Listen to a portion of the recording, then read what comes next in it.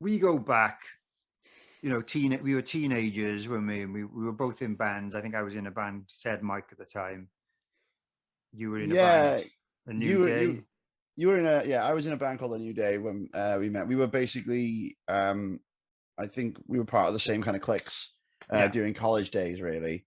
You just mentioned university. We were actually on the same course together. Yes, we were. Yeah, So we did a popular music Bachelor of Arts. Um, yeah, yeah. so we were, if you remember rightly, we were in a band together playing Eminem songs. That was quite Oh, fun. yeah. The only time till now that we actually worked together on anything, really. Yeah, that was good. Yeah, good point actually. We did a gig, didn't we? In Tom's bar, playing Yeah, Eminem songs in different styles. I think that was the criteria. And I was playing bass, and you were playing guitar. yeah. I was playing guitar. I was playing a number of things, and I was also trying to do singing as well. Yeah, And the last show I think I ever did with you guys in Straight Lines, and again, it's amazing I've got this kind of memory. But the last gig I did with you guys in Straight Lines, I think was CF CF10. in Cardiff Uni. Yeah, Yeah, that was a really good one. yeah, which had Falling with Style opening, Yeah, now holding absence. well, Um, some of them are. Yeah, yeah. yeah, some of them are, yeah, but yeah, holding absence, and that show was mad. That was a mad show. That was a really, really good show. That was. Bottom line of it, I love drums.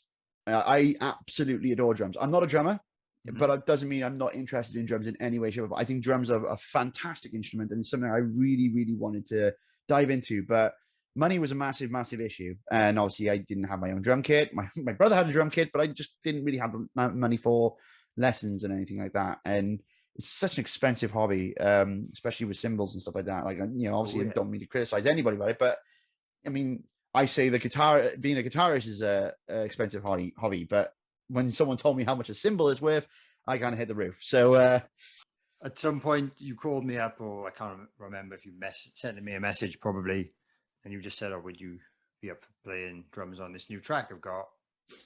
And I was like, "Well, yeah, of course, man.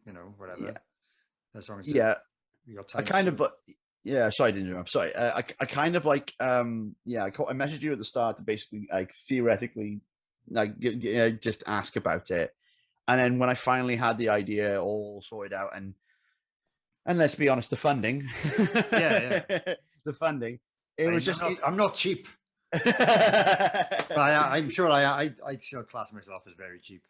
Yeah, Uh, yes, yeah. Well, what do you you think? definitely came through. You definitely came through. I think, Right, let's check out the final version of Four Dumb Lines by Pay the Man.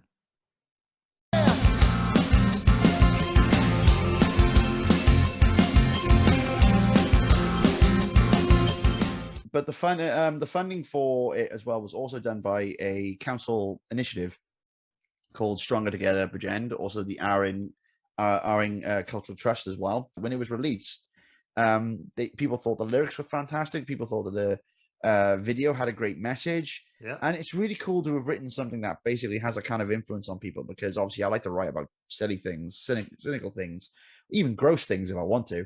But this was something that was very important and I felt like I was actually making a small difference in some way. And, I'm quite proud of it. And I was glad that you were a part of it as well. So, well, the best thing I can actually advise from my experiences, and again, as I want to basically make very clear, I'm still struggling and I'm still like, I've not got out of the deep end at all in any way, shape, or form.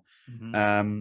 A friend of mine who wanted to do a blog regarding mental health and says, like, what advice would you give? And I said, sometimes I think that I'm not the right person to be asking this because there are that kinds of stubbornness where someone will tell me to go get help and I won't do it because there's that imposter syndrome in your mind where you feel like you're still not eligible for it. You still want to basically just get up and get on with it and just bottle it up inside. So I still am prone to that.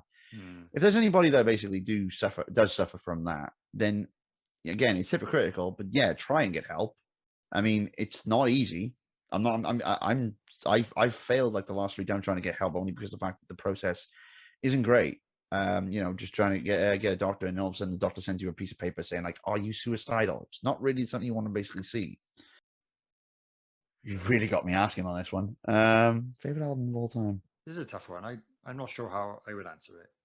I mean, I'd have to go into. I'd have to choose an album that really, truly influenced me. and maybe influenced me to pick. You know what? I'm going to have to go with something safe because anyone who knows me that is probably watching this will know I'm going to pick this album. It's going to be Muse, Origin and Symmetry.